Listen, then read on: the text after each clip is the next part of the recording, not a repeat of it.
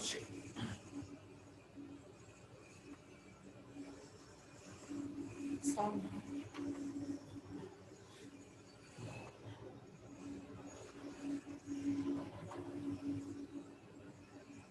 আসসালামু আলাইকুম।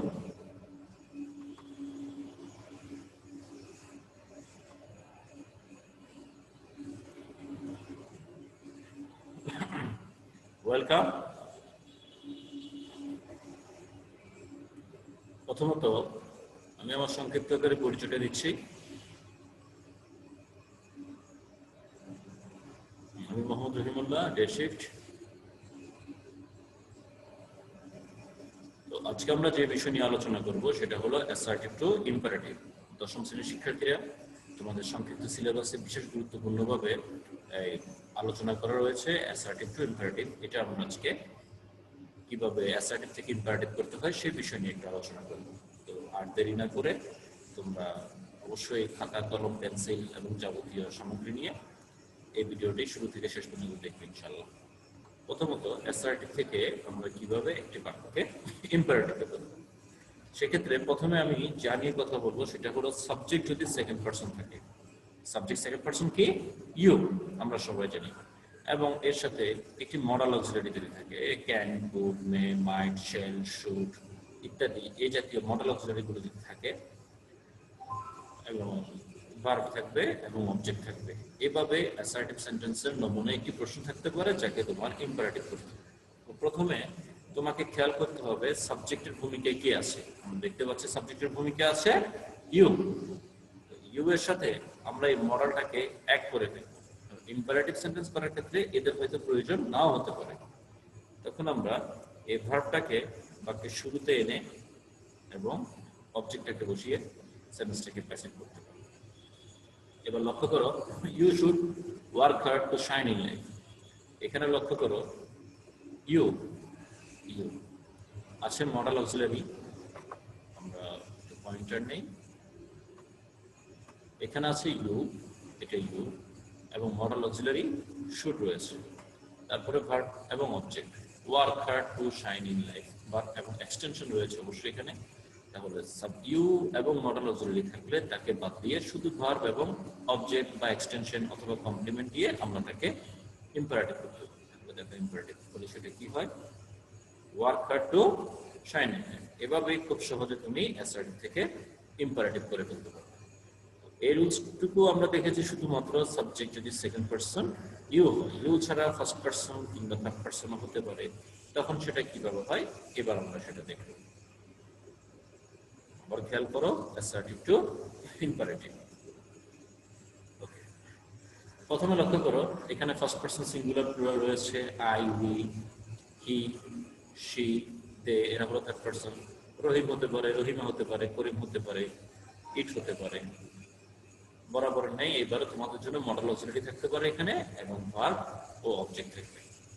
ইম্পারেটিভ করার ক্ষেত্রে ইউ ছাড়া বাকি সেন্টেন্সগুলোকে ইম্পারেটিভ করার ক্ষেত্রে তুমি বাক্যের শুরুতে লেট নিয়ে আসবে এবং এখানে যারা আছে তাদের অবজেক্টিভ ফর্মগুলো ব্যবহার করবে। যদি আই থাকে মি, উই থাকলে আস, হি থাকলে হিম, শি থাকলে হার, দে থাকলে দেম, আর রহিমি এর অবজেক্টিভ ফর্মটা রহিমি হবে এবং এই ভার্বটা চলে আসবে, অবজেক্টটা চলে আসবে, আর কোনো কাজ নেই। এভাবেই তুমি অ্যাসার্টিভ থেকে ইম্পারেটিভ করতে পারবে। এখানে লক্ষ্য করো, we should work hard to shine in life. পূর্বের স্লাইডে এখানে উই ছিল না, ছিল ইউ। আমরা শুধু একটি শব্দ পরিবর্তন করেছি। একটি শব্দ পরিবর্তন হওয়ায় দেখো লেট আস অতিরিক্ত এটাকে আমরা যুক্ত করেছি। কেন? প্রথমে লেট চলে আসবে এবং উই এর অবজেক্ট আসটা এখানে চলে আসবে। আশা করি সবাই বুঝতে পারছো। এছাড়াও বাক্য কখনো এক্সপ্রেসিং রিকোয়েস্ট কিংবা এক্সপ্রেসিং অর্ডার হতে পারে। রিকোয়েস্ট এবং অর্ডার হতে গেলে তখন একটু পরিবর্তন আসে, প্লিজ বা কাইন্ডলি যুক্ত হতে পারে। তাছাড়া কখনো কখনো বাক্যটা নেগেটিভও হতে পারে। এখন আমরা একটা চার্টের মাধ্যমে সেটা একটু খেয়াল করব। দেখতে পাচ্ছ নিশ্চয়ই সাবজেক্ট সেকেন্ড পারসন, যার কথা আমরা বলেছি শুরুতে, যদি ইউ থাকে অ্যাফার্মেটিভ বাক্যে আমরা ভার্ব অবজেক্ট এক্সটেনশন দিয়ে এক্সপ্রেসিং অর্ডার। আর বাক্যের মোড দেখে যদি আমরা বুঝতে পারি যে এটা অনুরোধ করা হচ্ছে এক্সপ্রেসিং রিকোয়েস্ট, তাহলে সেই অর্থে আমরা প্লিজ বা কাইন্ডলিও ব্যবহার করতে পারি।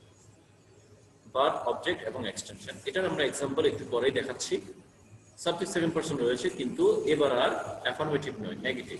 ইউ শুড নট যদি থাকে তখন শুরু করার সময় আমরা ডু নটটাকে ব্যবহার করব। অনেক সময় নেভার দেওয়া থাকে, নেভার থাকলে তাকে নেভার ব্যবহার করে আর বাকিগুলো যেমন ছিল তেমনি বসিয়ে ফেলব। আবার লক্ষ্য করো, সাবজেক্ট যদি ফার্স্ট ও থার্ড পারসন হয় অ্যাফার্মেটিভে লেট দিয়ে সাবজেক্টের অবজেক্টিভ ভার্ব অবজেক্ট এক্সটেনশন যা আমরা দেখেছি। আর এই বাক্যটা যদি নেগেটিভ হয় কিংবা নেভার হয় তখন আমরা অবজেক্টের পরে নট এবং ওই অবজেক্টের পরেই নেভার বসিয়ে এদেরকে ইম্পারেটিভ করতে পারবো। তো লক্ষ্য করো, অ্যাসার্টিভ ইউ শুড কিংবা মাস্ট কিংবা ought to do the work, এটা অ্যাফার্মেটিভ। তাহলে আমরা চাইলে do the work expressing order, আর যদি আমাদেরকে রিকোয়েস্ট করে তাহলে সেই অর্থে আমরা লিখতে পারি প্লিজ ডু দ্য ওয়ার্ক কিংবা kindly do the work.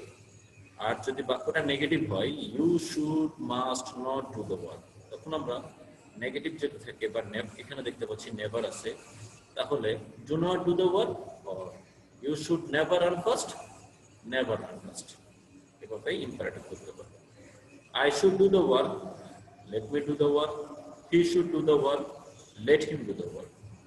We should not hate the poor, এটাকে নেগেটিভ করতে গেলে এটা নটটা আমরা অবজেক্টের পরে ব্যবহার করব। Let us not hate the poor. We should never tell a lie, never. Let us never tell a lie. আশা করি তোমরা অ্যাসার্টিভ থেকে ইম্পারেটিভ করতে পারবে। তো এখন আমরা দেখব যে কিছু এক্সারসাইজ যেগুলো বিভিন্ন পরীক্ষায় এসেছে, এইখানে এক্সারসাইজগুলো। তো আসো আমরা এগুলো করে ফেলতে সক্ষম হবো ইনশাআল্লাহ। হি মে হেল্প মাই ব্রাদার, হি আছে, let him help my brother. We should respect an honest man, let us respect an honest man. তো এগুলো তোমরা করার চেষ্টা করবে, আশা করি তোমরা সবাই পারবে। তো ঠিক আছে, আবার বিশেষ কোনো বিষয় নিয়ে আবার তোমাদের সামনে হাজির হবো নতুন কোনো ক্লাস নিয়ে। সে ভালো থেকো, সুস্থ থেকো সবাই। সবাইকে আসসালামু আলাইকুম। ধন্যবাদ।